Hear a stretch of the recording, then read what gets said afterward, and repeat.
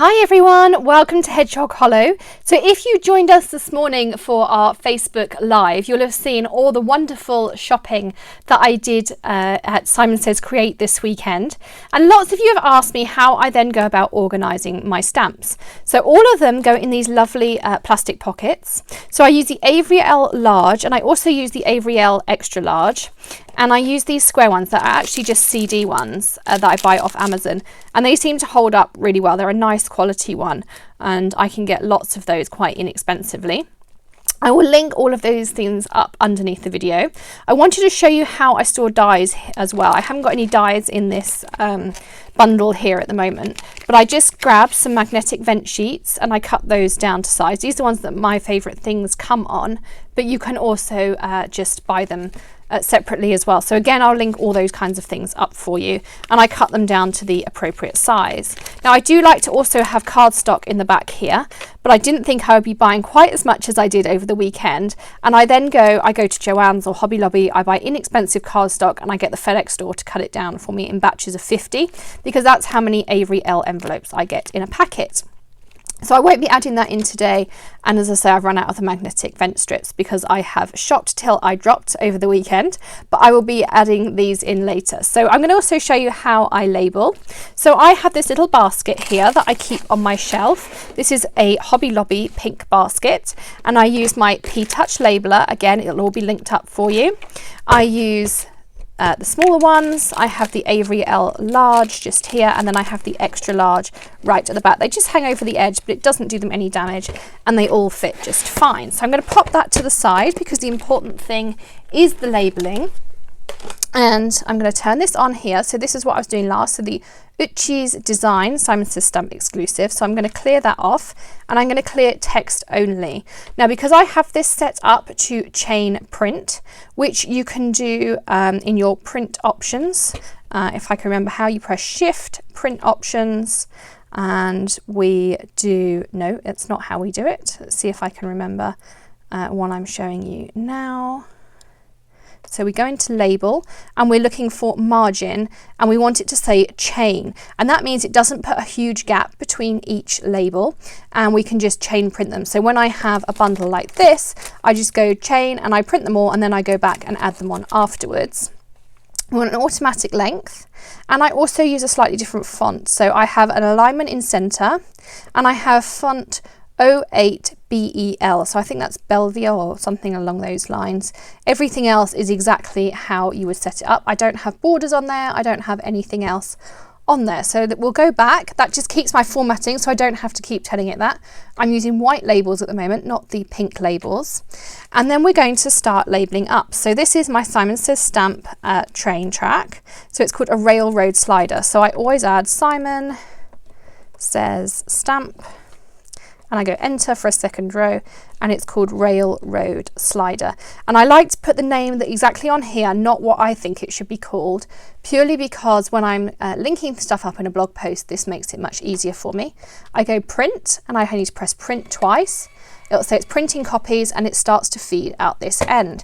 OK to feed. For now, I'm going to press escape because we want to do a few more.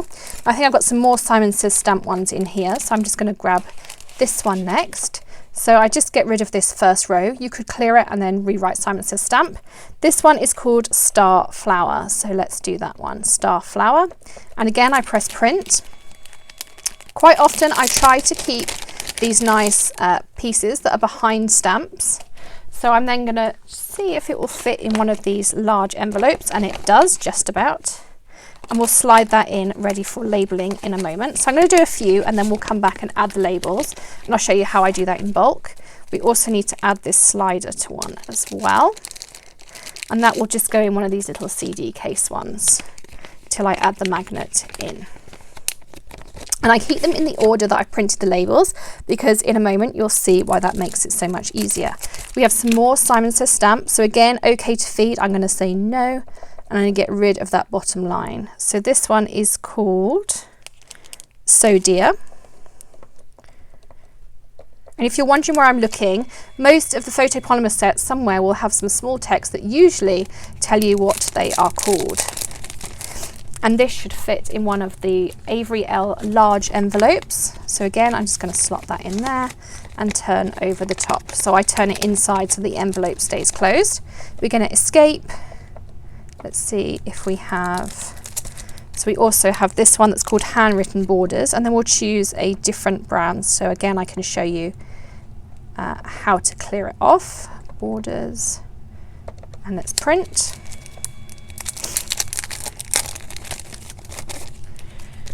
And I grab an envelope. So this is a really quick process. I can do even a big shop like this in maybe 20 minutes and label them all up when I get going. So let's choose something else. Let's choose this clearly besotted set, which I think is lovely. So this is Bar Hum Pugs.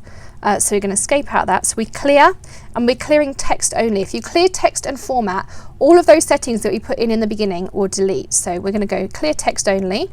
And so this is called clearly besotted. And it's Bar Hum hyphen. And I love this labeler because I can put lots of different colours of labels, so I have pink with white and things in there as well. I can change the fonts. Maddie does things for schools, so you can add symbols and emojis and frames. You can also get a plug adapter for it so that you can just plug it in. But I have not been through one set of batteries in all the time I've had it yet, and I'm still going about 5 months. So for me, that's not an issue, and I still do lots of labelling. So let's show you what I now do. Now, sometimes I also find that whilst the stamp set itself will fit in one of these envelopes, that the cardboard behind it quite often doesn't. So then I just trim that down by whatever I need to slide it in. I like to have this because even though I keep my stamps in an alphabetical order, and I'll grab the box in a moment, it just gives it a really nice, easy way to be able to see what's over there. So this time I'm going to say OK to feed, and then you can press this cut button in the top corner here.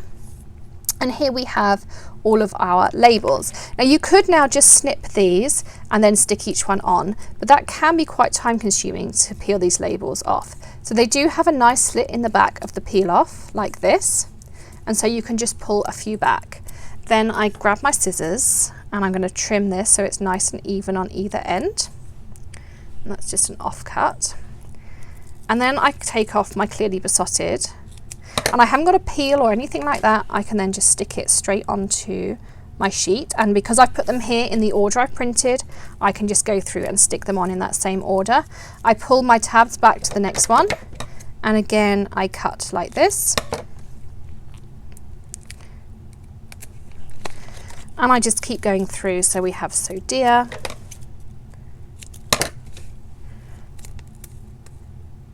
Normally I'd probably do 20 to 30 sets and then stick the labels on, but we're just doing a few here just for the video, so I'm going to stick all of that off. And I can stick my star flower on there and my railroad slider on here. So we stick those down like that.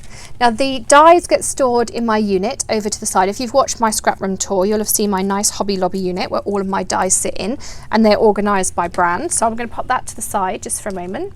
And then all of my stamp sets, so if they are in a really large envelope, I have, I'm just going to move my keyboard here because I piled everything up on top of it. So I have this little basket, same Hobby Lobby style basket, and I keep the cards that I'm using for current videos and projects here. I have a few embellishments at the front, and that shouldn't be in there though.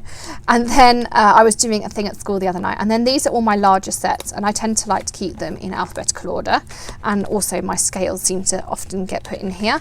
So we'll find an S, so Simon Says Stamp for instance would go at the back there like that.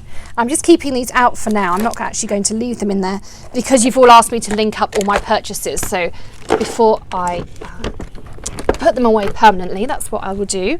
And then I have this bigger basket, which is one of those divided fridge bins. Again, I'll link it all up for you. And this sits at the back of my desk, and these are all current stamps that I want to use on projects. So these are all currently available, nothing's retired. And again, there's a few embellishments that I keep here at the front, some cards for swatches and things. And then on this side is all the square CD cases, and they're all alphabetical by brand. And then in the other side is the taller, large Avery L envelopes. So again, I keep all of those A to Z by brand. I could mix it up and just have up, down, but that would pretty much drive me nuts. And it's not hard to look here. Oh, there's some neat and tangled, and there's some neat and tangled. And because they have that nice blue piece, again, that's another reason why I keep that in there. And you can see the dies are on a nice magnetic sheet at the back there as well. So these will now get put in here. So S would go into Simon Says stamp. And within Simon Says stamp, I don't keep those in alphabetical order because I don't tend to know what the sets are called. I just keep, there's a Simon Says stamp section, so that would just get put in with those when the time comes. So that is how I store my stamps. I hope that's useful to you all. As I say, I will link everything up that I've used so that if you want to store yours this way, you can do that too. So thanks for stopping in with us here in this Facebook Live. I will publish this on the page so you can keep coming back to it again and again. And if you've got any questions, feel free to leave a comment, or you can hop on over to the blog, hedgehoghollow.co.uk, to contact us there. We're on Facebook at Hedgehog Hollow Inc., INK, and on Instagram at Hedgehog Hollow. So we're really easy to find, and be sure to get in touch and keep up with all of our new projects. Thanks for stopping by. Happy stamping.